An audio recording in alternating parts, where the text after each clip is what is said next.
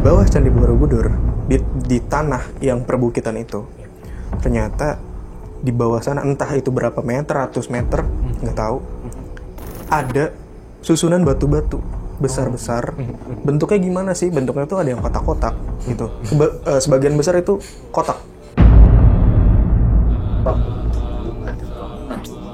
Kotak-kotak 5. 1, 2, 3, 4.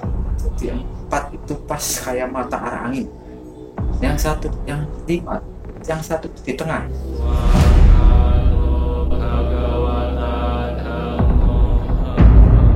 Saya ngelihat di salah satu bentuk susunannya itu, jadi ada model di tengah-tengahnya itu kayak ada poros lingkaran. Nah, di sampingnya itu semacam ada tiang-tiangnya. Nah, kalau di seputaran kawasan itu kan Alif cerita kalau misalnya tempat itu juga jadi tempat yang suci. Apakah itu juga dikunjungi banyak orang?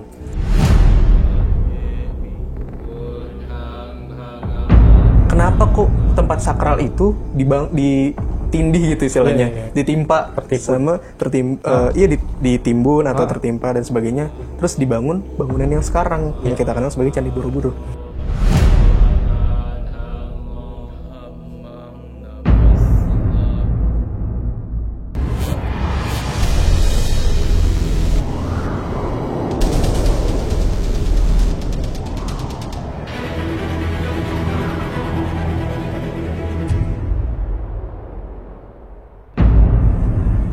Assalamualaikum warahmatullahi wabarakatuh. Waalaikumsalam warahmatullahi wabarakatuh. Kembali lagi bersama kami di channel Time Travel. Gimana kabarnya, Lin? Alhamdulillah baik. Mas Anton gimana kabarnya? Baik juga, syukur alhamdulillah. Sobat Time Travel gimana kabarnya? Semoga selalu dalam lindungan Yang Maha Kuasa ya, Mas. Yes, amin. Nah, Sobat Time Travel, setelah kemarin kita jalan-jalan ke gunung ya, mungkin kita sekarang istirahat, pergi ke bawah dulu, tapi nggak jauh-jauh juga, tetap kita perginya ke satu tempat yang memang dataran tinggi. Mungkin teman-teman bisa mengenali dari ciri-cirinya yang seperti ini. Ini adalah tempat suci umat Buddha terbesar di Indonesia, di Pulau Jawa, bahkan menjadi destinasi wisata ziarah keagamaan terbesar di Asia. Sering dipakai untuk merayakan Trihari Suci Waisak. Mungkin teman-teman sudah tahu kita akan pergi kemana ya. Ya benar, kita akan pergi ke Candi Borobudur, tepatnya di daerah Magelang ya. Nah, Sobat Time Travel, kita akan pergi ke sana bersama dengan Alif dan Mas Amin ya, yang sudah pernah pergi ke sana ke Borobudur. Sebenarnya kalau kita lihat Borobudur itu kan sebenarnya ada di satu tempat yang luas, satu kawasan lah gitu. Cuman yang menarik di situ adalah kok ada satu tempat, satu kawasan yang mampu menahan struktur bangunan yang begitu berat. Sebenarnya Alif sama Mas Amin itu melihat di sana itu fondasinya seperti apa sih? Oke. Bismillahirrahmanirrahim. Jadi Sobat Time Travel, Mas Anton, saya ke Candi Borobudur itu sama Mas Amin seperti biasa. Bukan secara, lagi-lagi for your information buat Sobat Time Travel, bukan secara fisik tapi secara spiritnya. Jadi dari apa yang saya lihat pada saat ke Candi Borobudur, kan Candi Borobudur itu kan kawasannya besar banget ya, Mas. Iya, luas banget dan besar, megah lah gitu. Dan adanya tuh di bukit ya, kelihatannya kalau kita ngeliat tuh kayak ada di bukit. Dan sejauh mata memandang tuh ada gunung-gunung, kelihatan gunung yang seperti dikelilingi oleh pegunungan gitu. Kalau nggak salah itu ada Sindoro, Sumbing, Merapi, Merbabu, ada Tidar, dan ada Bukit Menoreh juga. Itu benar-benar dikelilingi, dan berarti tempatnya jadi kayak sentral dan bagus sih kalau misalnya kita lihat di sana dari atas Candi Borobudur. Iya. Nah, selama ini orang lihat Candi Borobudur itu ya secara apa yang ada sekarang ya. Tapi ketika saya dan Mas Amin itu ngelihat, Mas, di bawah Candi Borobudur, di tanah yang perbukitan itu, ada susunan batu-batu besar-besar. Bentuknya gimana sih? Bentuknya tuh ada yang kotak-kotak gitu. Sebagian besar itu kotak. Mungkin bisa dibilang sekitar 97-98% kotak-kotak. Semuanya kotak. Hampir kotak semua. Kotak gitu, atau kayak model balok-balok gitu. Dan itu besar banget. Kita kan selalu bilang kalau di tiap episode bahwa setiap tempat tuh kan pasti punya cerita, punya pondasi cerita, pondasi dari apa? Mungkin ada kejadian atau peristiwa atau ada cerita sejarah dari masa lalunya tempat tersebut. Nah, bisa nggak Alif melihat dari masa lalunya sampai ke cerita di batu yang itu? Oke. Jadi lanjut yang tadi ya Mas. Menghubungkan yang tadi. Nah, saya nggak tahu apakah batu-batuan itu memang sebagai pondasi dasar Borobudur yang sekarang, atau bisa jadi batu-batuan tersebut adalah sebagian dari sisa-sisa peradaban yang zaman lampau lagi, yang lebih dulu lagi, gitu. Kalau misalkan sejarah yang kita kenal selama ini bahwa Candi Borobudur itu dibangun oleh dinasti Syailendra kalau nggak salah, dan dibangun sekitar abad ke-8 atau 9 lah. Nah, yang tadi udah Mas Anton bilang bahwa kita selalu ngomong ya Mas, setiap tempat itu pasti ada cerita. Setiap tempat itu pasti ada sejarah, setiap tempat itu pasti ada masa lalu. Begitu juga dengan Borobudur yang sekarang. Orang kenal cuman peninggalan dinasti Syailendra. Tapi ketika saya dan Mas Amin itu ke sana Mas, ternyata di bawah Candi Borobudur yang sekarang itu, ya itu yang tadi saya bilang ada batu-batuan. Ternyata susunan batuannya itu unik. Kenapa unik? Karena gini, susunan batuannya itu lapisan pertama nih ada nih. Kalau mungkin bisa Sobat Time Travel bayangkan dari penggambaran saya. Jadi ini Candi Borobudur. Ada stupa ya kan? 1, 2, 3. Nah ini ada yang model kotaknya itu bawah sampai yang paling besar, yang paling bawah itu dasarnya. Nah di bawah yang dasarnya itu entah jarak berapa meter, itu mulai kelihatan ada batuan. Nah susunan batuannya itu kalau saya lihat ya, uniknya tuh jadi ngebentuk suatu apa ya, ngebentuk suatu susunan yang unik lah. Karena itu saya ngeliat baru semacam ujungnya. Makanya tadi saya bilang di awal, saya nggak tahu apakah itu memang pondasinya dari Borobudur yang sekarang. Yang Borobudur yang sekarang, atau memang peninggalan masa lampau. Nah, saya nyebutnya itu layer pertama. Dari Borobudur yang pertama itu ada layer pertama. Itu kelihatan tuh batuan-batuan bentuknya balok-balok besar. Warnanya apa? Warnanya ada yang hitam, ada yang model hitam keabu-abuan, kayak gitu. Kalau dilihat dari bird eye view gitu, dia membentuk apa? Kalau dari atas gitu, susunan batu itu membentuk seperti apa? Nggak jelas. Saya nggak bisa menggambarkan dan sebenarnya tidak boleh merincikan penggambarannya itu. Jadi layer yang pertama itu yang tadi saya bilang Mas. Jadi ada batu-batuan balok itu. Lanjut lagi saya lihat ke bawah. Layer kedua ada lagi. Susunannya lebih kayak gimana? Susunannya itu lebih rapih. Dan saya ngelihat di salah satu bentuk susunannya itu. Jadi ada model di tengah-tengahnya itu kayak ada poros lingkaran. Nah, di sampingnya itu semacam ada tiang-tiangnya. Gitu. Mungkin agak susah menggambarkannya sih karena nggak ada model visualnya, Mas. Tapi yang saya lihat begitu. Jadi ada tengahnya itu. Saya nyebutnya poros.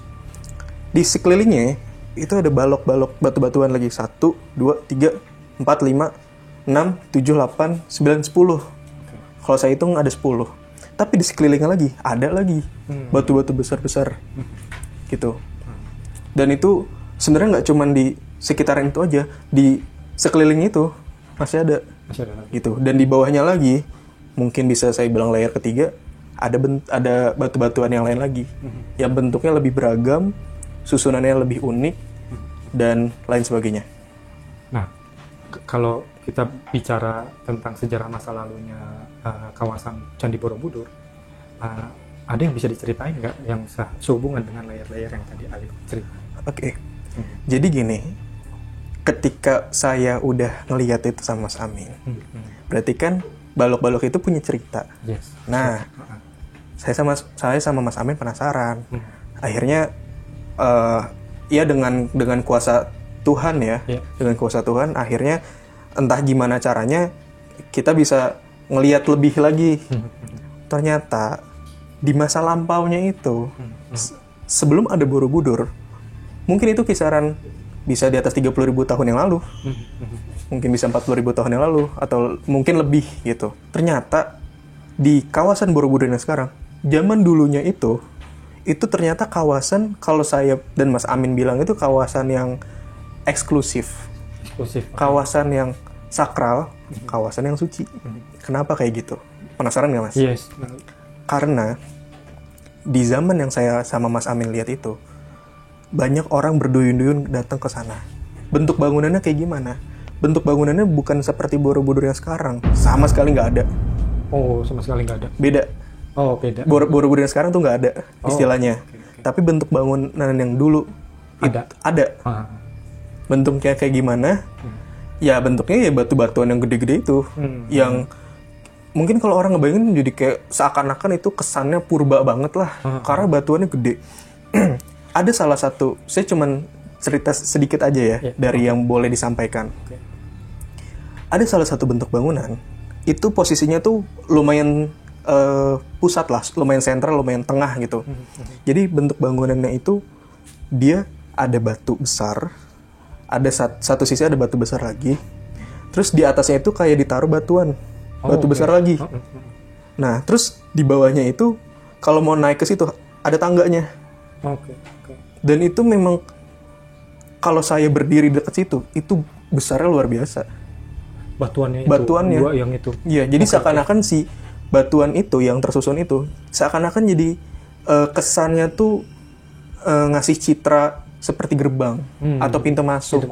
Iya. Karena apa? Satu sisi begini, atasnya ada. Iya. Seperti atapnya. Iya. Nah, kalau kita mau ke situ, itu ada tangganya. Gitu. Sedikit yang bisa saya ceritain.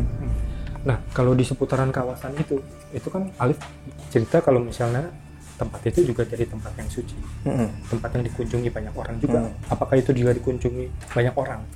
Banyak orang. Maksudku, apakah banyak kegiatan yang ada di sana?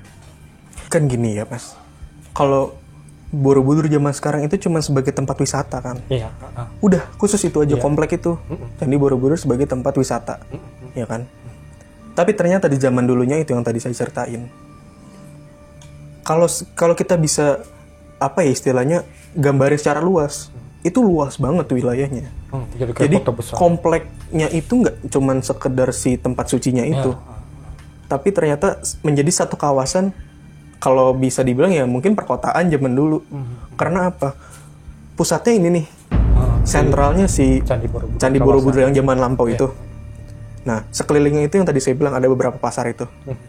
Ternyata kalau kita lebih jauh lagi ngeliatnya, itu ada pemukiman. Di sebelah lainnya itu ada model perkebunan, model pertanian gitulah, dan lain sebagainya. Jadi emang ternyata itu tata kota gitu, dan itu besar. Nah, Mas, itu kan tadi saya udah sedikit ngegambarin tentang wilayah Candi Borobudur masa lampaunya itu, kisaran 40.000 tahun ke atas lah. Nah, ternyata kalau misalkan Mas Anton terus Sobat Time Travel lihat Candi Borobudur sekarang itu kan ada relief ya. Oh iya, enggak atau apa-apa gitu. Sebenarnya kalau misalkan Mas Anton atau Sobat Time Travel punya pertanyaan gini, kalau misalkan dulu ada sebuah katakanlah tempat gitu, tempat suci yang akhirnya dibangun menjadi Candi Borobudur, kenapa kok tempat sakral itu ditindih gitu istilahnya, ditimpa sama ditimbun atau tertimpa dan sebagainya, terus dibangun bangunan yang sekarang yang kita kenal sebagai Candi Borobudur. Jadi ada ceritanya, Mas. Gini,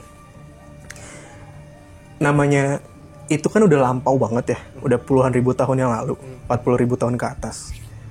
Nah, seiring berjalannya waktu, itu kan ada bencana-bencana, ya kan, mungkin ada gempa bumi, mungkin ada gunung meletus. Akhirnya kan secara geografisnya ditinggalkan oleh penghuninya atau orang-orang ditinggalkan dan akhirnya jadi seolah-olah mungkin terbengkalai dan memang itu tertutup gitu akhirnya kan.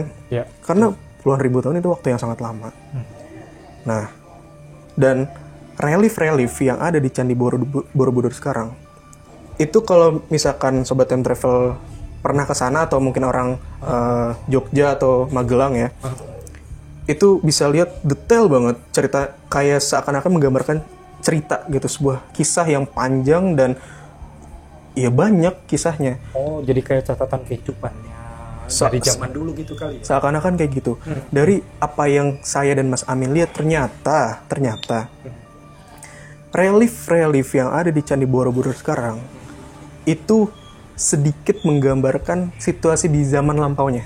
Kalau orang zaman sekarang, mereka kan taunya kalau Borobudur itu jadi kayak mandala, apa, miniatur alam semesta, dan juga disebut sebagai jam jam besar gitu. Bagaimana Alif melihat pandangan kita ini? Ada yang saya kelupaan sebenarnya. Ketika saya menyebutkan layer-layer tadi, layer 1, layer 2, layer mungkin layer 3 itu yang ada, mungkin Mas Anton bilangnya lift itu pondasi atau bukan. Lalu saya bilang, saya nggak tahu Mas itu pondasi atau bukan, tapi bisa jadi itu peninggalan yang masa lampaunya itu. Nah, di salah satu posisi ya, di salah satu tempatnya itu ada ternyata semacam perhitungan, tempat perhitungan kalender gitu. Karena apa? Saya lihat sama Mas Amin itu ada bentuk seperti jam matahari. Oh, itu. Kalau mungkin Sobat Time Travel bisa searching di Google ya, bentuk jam matahari kayak gimana. Nah, tapi zaman dulunya lagi itu lebih unik lagi pokoknya. Di atas batunya itu ada simbol-simbol. Oh, di atas batu yang tadi Alif cerita, fondasi yang layer keberapa gitu. Iya, pokoknya di salah satu tempat itu ada jam matahari dan di atasnya itu ada simbol-simbol. Jadi saya sama Mas Amin ngambil kesimpulan ini jam matahari. Di sekelilingnya ada tempat perhitungan. Kenapa saya bilang? Karena ada simbol-simbol lagi. Simbol-simbol itu seakan-akan jadi satu kesatuan. Dan kalau misalkan kita lihat ke atas, itu benar-benar ngelihat ke alam terbuka, ke langit terbuka. Dan kalau kita ngelihat ke sekeliling, utara, timur, selatan, barat, itu jadi seakan-akan mengacu pada jadi keempat arah itu. Kalau saya sama Mas Amin melihat itu, jadi seakan-akan citranya begitu loh. Mengisyaratkannya seperti itu dari peninggalan-peninggalan itu yang batu-batuan itu. Nah, ada sebenarnya informasi yang saya sama Mas Amin dapat nih dan unik banget. Jadi gini, ternyata tempat-tempat yang tadi saya bilang yang ada jam matahari, terus yang seperti ada perhitungan kalender dan sebagainya, memang zaman dulunya difungsikan salah satunya untuk itu, perhitungan kalender. Kalender apa? Satu, kalender tahunan. Kalender tahunan. Yang kedua, kalender bulanannya ada.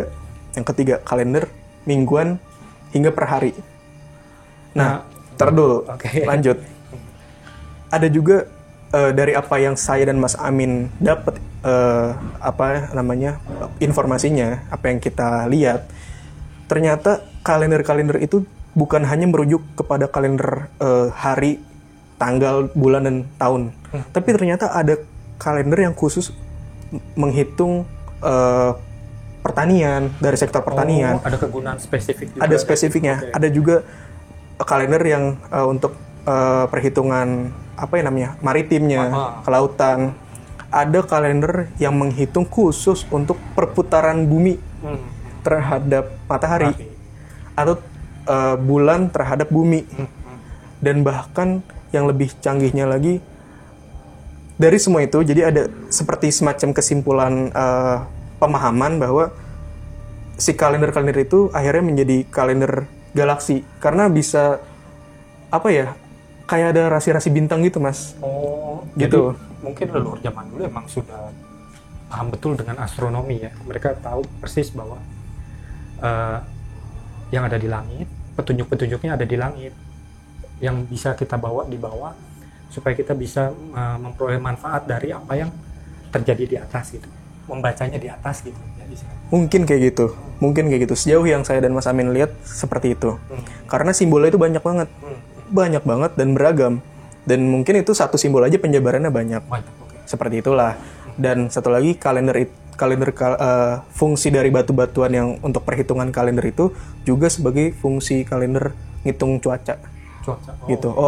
Bulan ini sampai hitungan ini hujan misalkan. Bagus untuk pertanian, itu jadi nyambung semuanya. Yang ini sampai ini kemarau, kayak gitu-gitulah. Dan sebagainya. Jadi ada banyak kegunaannya, dan leluhur kita tuh tahu persis tentang ilmu perbintangan sehingga punya manfaatnya bagi kehidupan kita di sekitar waktu itu ya. Iya. Nah, Alif Sobat Time Travel kan kita kan kesana juga bukan kita ya. Alif sama Mas Amin kan kesana nih ke masa lalunya Candi Borobudur waktu itu. Nah, kita perlu dengarkan juga nih cerita dari Mas Amin tentang harus. Iya, apa yang harus. menarik dari kawasan Candi Borobudur pada waktu itu gitu. Harus. Ya. Oh iya Mas Alif, Mas Anton.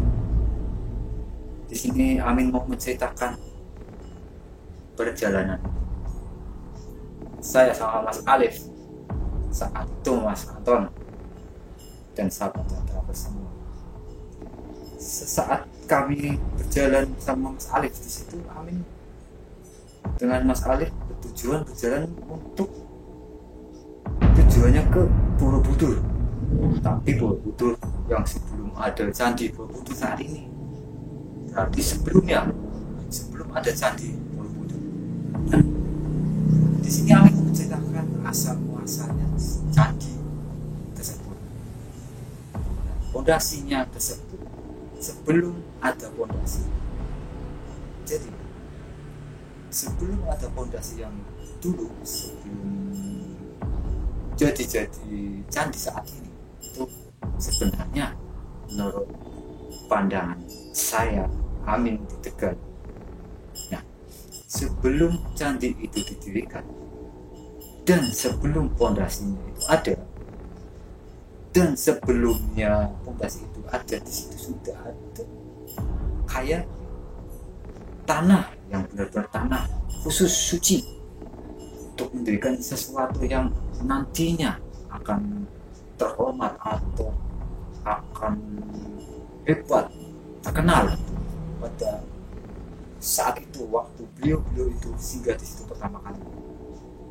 Nah, memang tanah itu sebelumnya memang masih hutan, namun dibuka oleh beliau yaitu para tokoh-tokoh yang dulu memang sudah ada. Jadi di situ beliau itu sudah berkumpul di situ. Ternyata tempat pas untuk mendirikan sesuatu untuk peribadahan dulu. Nah, saat itu beliau itu baru menaruh pondasi. Dalam arti pondasi waktu itu belum ada bangunan, cuma batu kotak-kotak 5. 1, 2, 3, 4. Jadi 4 itu pas kayak mata arah angin. Yang 5, yang 1 di tengah. Mengenai relief yang di sekeliling Borobudur ataupun di pondasi Borobudur itu mencerminkan gambaran seluruh dunia, tingkah laku terus cara kehidupannya dan lain-lain itu sudah ada di relief Borobudur. Jadi Borobudur itu sangat istimewa, itu namanya Mahakarya. Kenapa Mahakarya? Kejadian atau tingkah laku atau kehidupannya nanti dan yang sudah terukir, terpahat di relief Borobudur itu seluruh dunia. Anehnya maka disitulah Borobudur sebenarnya Mahakarya yang sangat sempurna dan hasil peninggalan yang istimewa karena tingkah laku atau apapun itu sudah dapat direlikan di bangunan Borobudur sekelilingnya itu. Oke, Sobat Time Travel, kita rasa cukup sampai di sini dulu ya, gitu, cerita tentang Borobudur di masa lalu. Nah, kalau memang teman-teman Time Travel punya sudut pandang yang lain tentang cerita Candi Borobudur, silakan komen di bawah ini. Kritik dan saran kita tetap membutuhkannya. Oke. Nah, tetap dukung channel kita dengan subscribe dan like, bagikan ke teman-teman, ke saudara jika kalian berkenan. Dukung kami untuk sampai ke 1000 subscriber. Yes. 1000 subscriber pertama. Oke. Sampai jumpa di episode selanjutnya. Wassalamualaikum warahmatullahi wabarakatuh.